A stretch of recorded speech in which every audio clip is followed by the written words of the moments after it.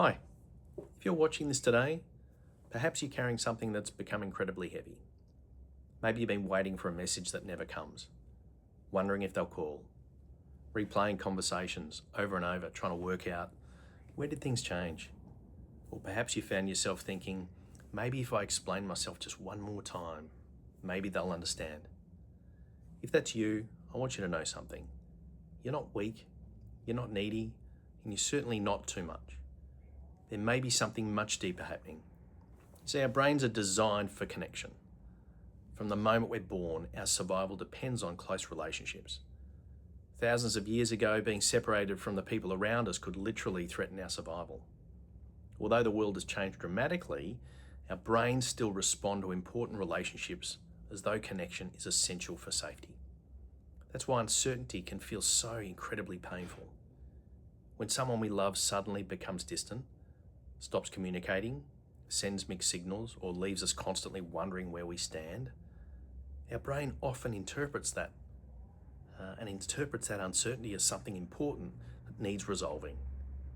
So it starts searching. What do I do? What did I do? What could I have done differently or said differently? Maybe if I apologize again, maybe if I give them more space, maybe if I love them even harder. Notice what the mind's doing. It isn't trying to torture you. It's trying to restore certainty. It's trying to repair an important connection. And in many ways, it's trying to protect you. That's why so many people become exhausted in relationships where communication disappears.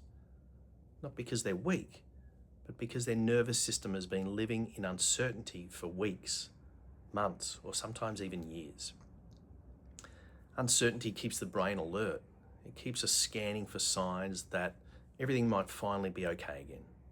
A message, a smile, a tiny sign of hope. And when these moments come, they often bring temporary relief, only for uncertainty to return again.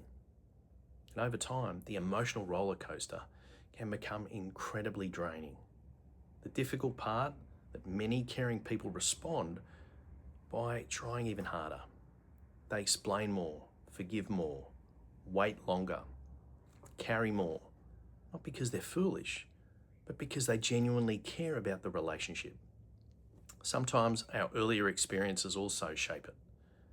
If growing up, love felt unpredictable, if approval had to be earned, if peace depended on keeping other people happy, then our adult relationships can quietly awaken those same old patterns. And without even realizing it, we maybe begin believing if we can just say the right words, be patient enough, or love hard enough, everything will finally feel safe again. But here's something that changed my understanding of healthy relationships. A relationship cannot be carried by one person's effort forever. Healthy relationships aren't perfect. Every couple disagrees. People misunderstand each other, people make mistakes, but healthy relationships share something important. Both people are willing to repair, both people are willing to listen, both people are willing to move forward towards each other. Not perfectly, just willingly. That's why boundaries matter. Many people think boundaries are pushing people away, but they're not. Healthy boundaries are one of the ways we protect what is precious, our emotional well-being, our dignity, our capacity to love, and our peace. A boundary isn't punishment. It isn't revenge, and it certainly isn't saying, I'm going to hurt you because you hurt me. No, a healthy boundary simply says, I can't force another person to communicate. I can't make someone choose this relationship. I can't do both people's emotional work. And perhaps the hardest boundary of all is accepting that you've done everything you reasonably could. Sometimes we spend months trying to rescue a relationship that's asking two people to participate. Eventually, there comes a quiet moment when we gently say to ourselves, I've shown up, I've tried, I've spoken honestly, I've listened, I've done what I reasonably can. And from that place, we release the responsibility for someone else's choice. Not because we've stopped loving them, but because we finally stopped believing we could control what only they can choose. That isn't selfish, it's deeply respectful, both to them and to yourself. Now, I want to say something very, very important. Not every difficult relationship ends. No. Many relationships actually grow stronger after honest conversations. A little bit of counseling, forgiveness, and learning new ways to communicate. It's critical. Sometimes healing is absolutely possible, 100%. But healing always requires willingness from both people. One person cannot create a healthy relationship alone.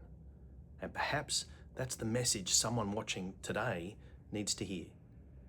You don't have to keep proving your worth to carry, by carrying everything else yourself.